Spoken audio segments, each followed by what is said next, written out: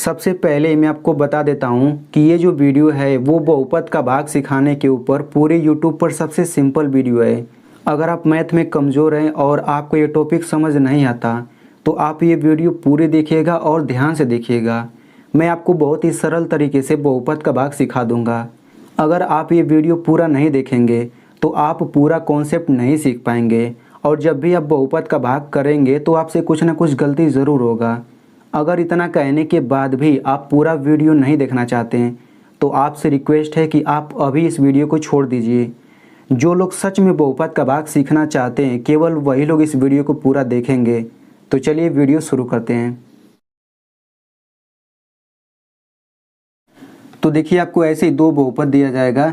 जैसे यहाँ पे बहुपद दिया गया है तो आपको इस बहुपद को इस बहुपद से भाग देना है। ठीक है, तो हम लोग क्या करेंगे, ये जो छोटा बहुपद है इसको यहाँ पे लिखेंगे, इसको यहाँ पे बीच में लिखेंगे। अब इसके बाद हम लोग इसका भाग करेंगे। तो देखिए अगर मैं इसका भाग डायरेक्ट बताने लग जाऊँ तो आप लोगों में से अधिकतर को समझ नहीं आएगा क्योंकि बेसिक रूल नहीं पता है। तो सबसे पहले हम लोग इसका बेसिक रूल समझेंगे। तो देखिए जो मैं रूल बताने जा रहा हूँ अगर आपको वो नहीं पता तो आप इसका भाग कभी भी नहीं कर पाएंगे, ठीक है ना। लेकिन जिसको वो रूल पता चल जाएगा तो कन्फर्म है कि वो भाग कर ले जाएगा, ठीक है ना। बहुत आसान है। तो चलिए सबसे पहले हम लोग रूल समझ लेते हैं। तो यहाँ पे देखिए 5 पर 2 घात अगर लिखा रहेगा तो इसका मतलब होता है कि 5 का 2 बार गुणा। 5 पे 3 घात लिखा है तो इसका मतलब होगा 5 का 3 बार गुणा। यानी कि जब भी हम लोग सवाल लगाएंगे तो अगर 5 पे 2 घात लिखा है तो हम लोग 5 का 2 बार गुणा करके लिख सकते हैं। 5 पर 3 घात लिखा है तो हम लोग 5 का 3 बार गुणा करके लिख सकते हैं, ठीक है। इसी तरह मान लेते हैं 4 पर 3 घात है तो 4 का 3 बार गुणा करके हम लोग लिख सकते हैं। इसका उल्टा भी सही है, यानी कि अगर 5 का 2 बार गुणा है तो हम लोग इसको 5 पर 2 घात लिख सकते हैं। 4 का 3 बार गुणा हुआ है तो हम लोग उसको 4 पर 3 घात ऐसे लिख सकते हैं, ठीक है ना। अब आगे बढ़ते हैं। अब x वाले के लिए बिल्कुल वही रूल है। अगर x पर 2 घात है तो हम लोग इसको लिख सकते हैं x का 2 बार गुणा। अगर x पर 3 घात है तो इसका मतलब होगा x का 3 बार गुणा।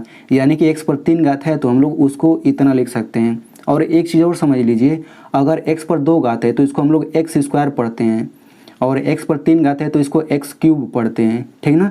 यानी कि जब भी मैं x स्क्वायर बोलूँगा तो आप समझिएगा x पर 2 घात, जब भी मैं x क्यूब बोलूँगा तो आप समझिएगा x पर 3 घात। x पर 4 घात है तो हम लोग x का 4 बार गुणा करके लिख सकते हैं। इसका उल्टा भी सही है। अगर x का 2 बार गुणा हुआ है तो हम लोग x पर 2 घात लिख सकते हैं। x का 3 बार गुणा हुआ है तो x पर 3 घात लिख सकते हैं। x का 4 बार गुणा हुआ है तो हम लोग इतना लिख सकते हैं, ठीक ना। अब इस रूल को समझने से पहले आप लोग मेरी बात को ध्यान से समझिएगा कि जब भी कोई संख्या हो और उस संख्या के तुरंत बाद x आ जाए और दोनों के बीच में कोई चिन्ह ना रहे तो हमेशा उनके बीच में गुणा का चिन्ह होता है, ठीक ना। जैसे एक बार मेरी बातों को फिर से सुन लीजिए।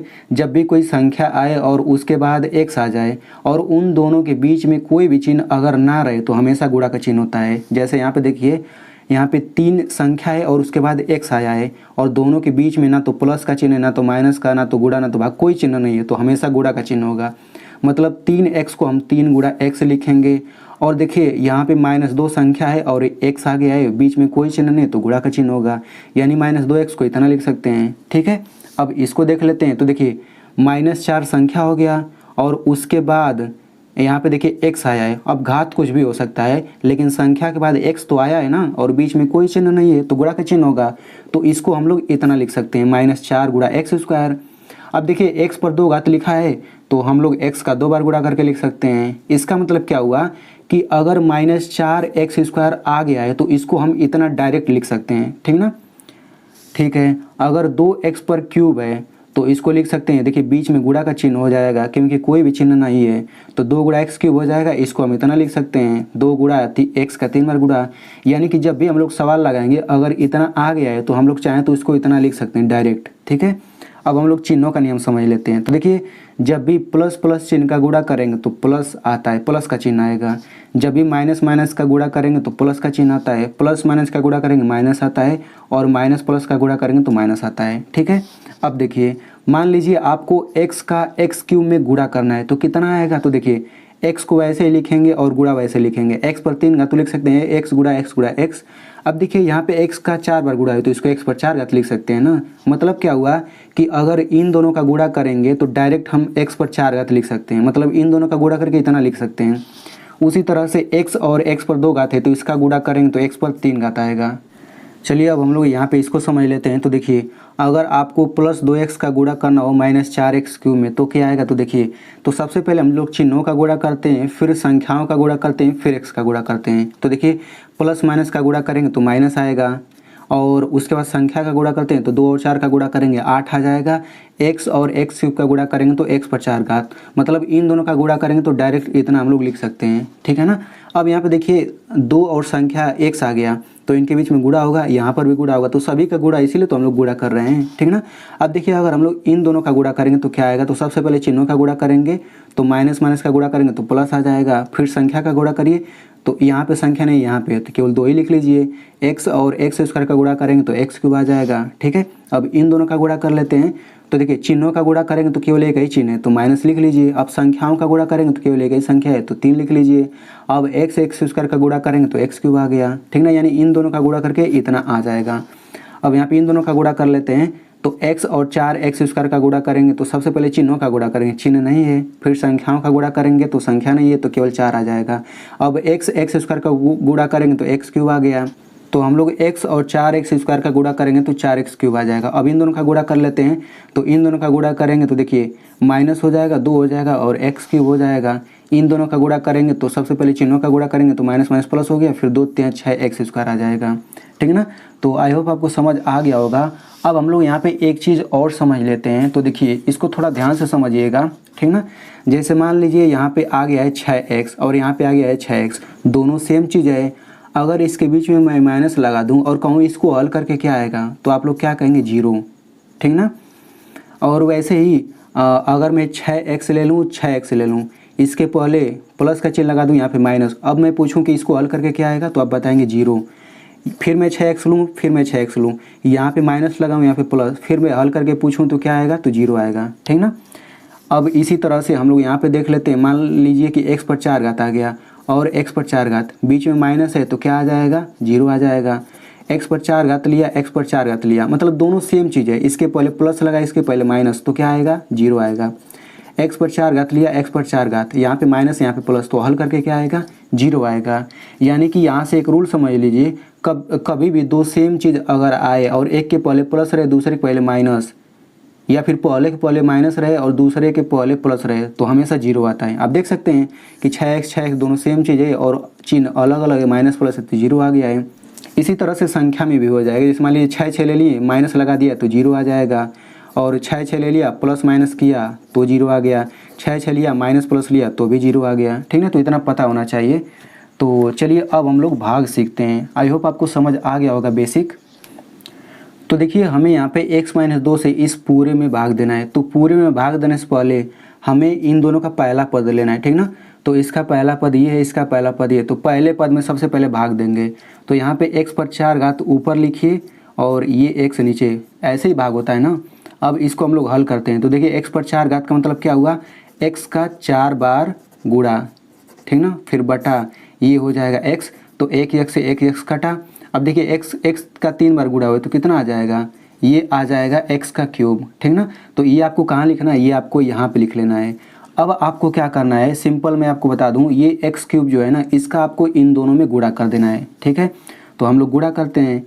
तो यहाँ पे लिख लीजिए x³ और यहाँ पे गुणा लिखिए, और यहाँ पे x-2 जो है यहाँ पे लिख लीजिए। तो अब आप गुणा करिए। तो सबसे पहले क्या करेंगे, इसका x³ का पहले पद में गुणा करेंगे तो कितना आ जाएगा, x पर 4 घात आ जाएगा। अब आपको x³ का इसमें गुणा करना है, तो गुणा करेंगे तो 2x³ आ जाएगा, और इसके पहले कोई चिन्ह नहीं है, इसके पहले माइनस है, यानी कि माइनस का चिन्ह आएगा। तो गुणा करके ये जो है ना, हम लोग इस पूरे को इसके जस्ट नीचे लिखेंगे। तो लिख लीजिए, यहाँ पे हो जाएगा x पर 4 घात और ये हो जाएगा -2x³। फिर आपको लकीर ऐसे खींच लेना है, कहाँ तक, एकदम यहाँ तक खींचना है, ठीक ना। अब देखिए इसके पहले कोई चिन्ह नहीं है तो हम लोग प्लस का चिन्ह मान लेते हैं यहाँ पे। तो प्लस से ये माइनस हो जाएगा, ये माइनस है तो प्लस हो जाएगा, मतलब चिन्ह बदल जाता है। तो ये पहला वाला हमेशा कट जाता है। क्यों कटता है अभी मैं आपको हल करके बता देता हूँ। तो देखिए यहाँ पे इन दोनों को हल करके जो आएगा वो नीचे लिखते हैं। तो इसको हल करिए तो ये हो जाएगा x पर 4 घात, और ये अब माइनस वाला चिन्ह लेंगे, नीचे वाला चिन्ह, तो ये हो जाएगा -x पर 4 घात, और ये हल करके कितना आता है 0 आता है। तो हम लोग जब जीरो आता है ना, जीरो का मतलब कुछ नहीं, तो हम लोग यहाँ पे कुछ नहीं लिखते हैं, या फिर कभी कभी ऐसे हम लोग ऐसे इसको काट भी देते हैं। लेकिन आप लोग ऐसे छोड़ दीजिए, कुछ मत करिए, इसको ना तो काटिए ना इसके नीचे कुछ लिखिए, ये हमेशा समझिए गायब हो जाता है। तो अब क्या करेंगे, अब इसको हल करके इसके नीचे लिखेंगे। तो इसको हल करिए तो -5x³ है ना, पूरा चिन्ह सहित लीजिएगा आप लोग। तो -5x³ हो गया, ये कितना हो जाएगा +2x³, तो ये हो जाएगा +2x³। तो इसको हल करिए तो क्या आएगा, तो देखिए इसको हल करना आपको आना चाहिए। तो देखिए x³, तो यहाँ पे x³ लिख लीजिए। अब देखिए इसके पहले -5 है, इसके पहले +2 है, तो ये हल करके क्या आता है, ये हल करने पर आएगा आपका -3। अभी मैं बता देता हूँ कैसे आता है। तो यहाँ पे एक रूल समझ लीजिए, आपको समझ आ जाएगा। माइनस प्लस रहेगा तो क्या करते हैं, घटाते हैं, ठीक ना। थोड़ा सा समझ लीजिए, देखिए अगर यहाँ पे इसको हल करना रहे तो माइनस प्लस का चिन्ह रहेगा तो क्या करते हैं, घटाते हैं। तो घटाने के लिए बड़ी में से छोटी घटाइए, तो 8 में से 2 घटाएंगे 6 आ गया। अब बड़ी संख्या 8 है और 8 के पहले माइनस है तो माइनस का चिन्ह लगा देंगे, यानी कि इसको हल करके -6 आ जाएगा, ठीक ना। तो उसी तरह से इसको हल करिए, तो माइनस प्लस है तो घटाएंगे, तो 5 में से 2 घटा 3 आ जाएगा। 5 बड़ा है, 5 के पहले माइनस है तो माइनस लिख देंगे, तो -3 इसके नीचे लिखिए। मतलब क्या कि इन दोनों को हल करके -3x³ आएगा, ठीक ना। तो ये कहाँ पे लिखना है, चूँकि इसको हल करके आ रहे हैं तो इसके नीचे लिखेंगे -3x³। अब उसके बाद क्या करेंगे, ये आगे का सब उतार लीजिए, तो ये हो जाएगा +7x² -8x +12, ठीक ना। अब आप समझिए ना कि इस x-2 से अब आपको इसमें भाग देना है, तो पहला पद उठाइए ये वाला और पहला पद ये उठाइए, ठीक ना। तो अब यहाँ पे इसको लिख लीजिए -3x³, फिर बटा यहाँ पे इसका पहला पद लीजिए x लीजिए, मतलब आपको इसका पहला पद लेना है, इससे भाग देना है हमेशा। तो अब देखिए भाग करेंगे तो क्या आएगा, देखिए इसको लिख सकते हैं -3 गुणा x पर 3 घात है तो लिख सकते हैं x का 3 बार गुणा, फिर बटा x, तो x से x कटा। अब ये देखिए x गुणा करेंगे x² और ये -3 है तो -3x² आ जाएगा। अब ये -3x² कहाँ पे लिखेंगे, यहाँ पे लिखेंगे -3x², यानी कि जब भी आप लोग पहले पद का भाग करेंगे तो जो आएगा वो आपको यहाँ पे लिखना है, और इसी का आपको इन दोनों में गुणा करना रहेगा। तो x-2 में किसका गुणा करना है, इसका, तो यहाँ पे लिख लेते हैं। तो x-2 लिखिए, गुणा करना है किस में, इसी से -3x² से। तो इसका गुणा करिए आप लोग, तो गुणा करने पर क्या आएगा, तो देखिए मैं आपको बता देता हूँ। तो सबसे पहले आप ये पहला पद का गुणा करिए, तो देखिए यहाँ पे इसके पहले माइनस है, इसके पहले कोई चिन्ह नहीं है, तो चिन्हों का गुणा करेंगे तो क्या आएगा, माइनस आ जाएगा, मतलब केवल एक ही चिन्ह है। अब संख्याओं का गुणा करें तो केवल एक ही संख्या है तो 3 लिखिए। अब x और x² का गुणा करेंगे x³ आएगा, मतलब इन दोनों का गुणा करके इतना आ जाएगा, ठीक है। अब इन दोनों का गुणा करते हैं तो माइनस माइनस का गुणा करेंगे प्लस, और 2 का 3 में गुणा करेंगे 6, और ये x² है तो x² आ गया, यानी इन दोनों का गुणा करके ये आ गया। तो ये कहाँ लिखना है, एकदम जस्ट इसी के नीचे, ये आपको पता है ना, तो लिख लेते हैं। देखिए यहाँ पे इसी को नीचे लिखना है, तो ये हो जाएगा -3x³ और प्लस ये हो जाएगा 6x², ठीक है ना। अब पूरा लकीर कहाँ तक खींचिए, पूरा एकदम इसके नीचे तक। ये माइनस है तो प्लस हो जाएगा, प्लस है तो माइनस हो जाएगा, तो ये पहला वाला हमेशा 0 आ जाएगा। इसको हल करके आप लोग देख लीजिए 0 आएगा, तो पहला छोड़ दीजिए, दूसरे वाले को हल करिए। तो दूसरा वाला क्या है, ये हो जाएगा +7x², और ये देखिए अब माइनस वाला चिन्ह लेंगे, नीचे वाला चिन्ह लिया जाएगा, तो -6x², ठीक है ना। इसको हल करके देखिए क्या आता है, तो देखिए x² है तो यहाँ पे आप x² लिख लीजिए। अब यहाँ पे +7 है, यहाँ पर -6 है, तो ये हल करना आना चाहिए। तो देखिए जब प्लस माइनस का चिन्ह रहेगा तो क्या करते हैं, तो देखिए प्लस माइनस का चिन्ह रहेगा तो हम लोग घटाते हैं, तो आप घटा लीजिए। तो 7 में से 6 घटेगा 1 आ गया, और बड़ा संख्या 7 है तो इसके पहले प्लस है तो हम प्लस लगाएंगे, यानी कि इसको हल करके क्या आ जाएगा +1x²। इसको हल करके +1x² आ जाएगा, तो ये कहाँ लिखना है, इसके नीचे, तो +1x²। अब आगे का पूरा उतार लीजिए, -8x हो गया +12 हो गया, ठीक ना। फिर आपको क्या करना है, अब समझिए कि x-2 से इसमें भाग देना है, तो पहला पद फिर उठाइए, एकदम सब वैसे ही करते चले जाना है भाई। तो ये हो जाएगा +1x², और किससे भाग देना है, x से भाग देना है ना, तो यहाँ पे बटा x लिखिए। तो अब क्या करेंगे, ये +1 हो गया, फिर गुणा x का 2 बार गुणा करके लिख देते हैं, फिर बटा x, तो कट गया, कितना आ जाएगा +1x। तो जब भी पहला पद का भाग करेंगे तो ये कहाँ लिखना है, ये यहाँ पे लिखना है, ठीक ना, +1x। अब +1x का इसमें गुणा कर देना है, तो ठीक है। तो ये हो जाएगा +1x, और गुणा किस में गुणा करना है, x-2 में, तो गुणा करके क्या आ जाएगा, तो आप गुणा करेंगे तो देखिए क्या आएगा, यहाँ पे सबसे पहले इन दोनों का गुणा करेंगे तो क्या आ जाएगा प्लस 1x² और इसका इसमें गुणा करेंगे तो क्या आ जाएगा -2x आ जाएगा। तो ये कहाँ लिखना है, एकदम इसी के नीचे लिख देना है, तो लिख देते हैं। तो यहाँ पे ये हो जाएगा प्लस 1x² और -2x, तो ये हो जाएगा -2x। फिर लाइन खींचिए एकदम इसके नीचे तक, तो ये माइनस ये प्लस हो गया, ठीक ना। तो पहला वाला 0 आ जाएगा, हमेशा पहला वाला हमेशा ऐसे ही छोड़ देते हैं, ये 0 ही आता है पहला वाला। अब इसको हल करते हैं तो देखिए क्या है -8x और ये है +2x, ठीक ना। तो ये हल करेंगे तो क्या आएगा, तो x है तो x लिख लीजिए और -8 + 2 तो देखिए माइनस प्लस रहता है तो घटाते हैं, तो 8 में से 2 घटेगा 6 आ गया, और 8 बड़ा है तो माइनस का चिन्ह लगाएंगे, मतलब कि -6x। इन दोनों को हल करके -6x आ गया, तो ये हो जाएगा -6x। तो देखिए इस तरह का सवाल आपको किसी भी कीमत पे आना ही चाहिए, नहीं आएगा तो आपको सवाल समझ में नहीं आएगा, ठीक ना। तो अगर आपको समझ आ गया इस तरह का हल करना तब तो अच्छी बात है, अगर नहीं आया है तो इस पर मैंने एक डेडिकेटेड वीडियो बनाया है डिटेल में, तो उसका लिंक मैं यहाँ पे ऊपर दे दूँगा या फिर वीडियो के डिस्क्रिप्शन में दे दूँगा, तो आपको समझ नहीं आया तो देख लीजिएगा उसे। तो -6x लिख लिए, फिर अगला पद उतारिए ये। अब आपको x - 2 से अब आपको इसी में भाग देना है, तो फिर पहला पद उठाइए भाई, एकदम सब कुछ वैसे ही है। -6x लीजिए, फिर बटा ये x, तो -6x का मतलब हो गया -6 गुणा x बटे x, तो x से x कटा कितना आ जाएगा -6। तो ये कहाँ लिखना है, पहला पद का भाग दिए तो ये यहाँ पे लिखेंगे ना, -6 यहाँ पे लिखिए, ठीक ना। फिर -6 का गुणा करना है किसमें, x - 2 में, यानी कि इसमें। तो गुणा करेंगे तो क्या आएगा, यहाँ पे गुणा कर लेते हैं, तो -6x और +12, तो इसके नीचे लिखिए -6x और ये +12, चिन्ह बदल दीजिए, तो ये माइनस है तो प्लस हो जाएगा, प्लस है तो माइनस, ये पहला वाला 0 आ जाएगा, दूसरा वाला भी 0 आ जाएगा। देखिए दूसरा वाला क्या है, दूसरा वाला ये +12 और ये -12, तो देख सकते हैं दोनों सेम चीज़ है, प्लस माइनस है तो 0 आ जाएगा, यानी कि ये भी 0 ये भी 0, तो हम केवल एक 0 लिख लेते हैं। तो यहाँ पे अंत में या तो 0 आ जाए तब भाग खत्म हो जाता है, या फिर सिंपल सा तरीका है कि अगर यहाँ पे 2 पद है तो यहाँ पे 2 पद अगर है ना, तो और नीचे यहाँ पे अगर कोई एक पद आ जाता है तब भी समझिए कि भाग खत्म हो गया है।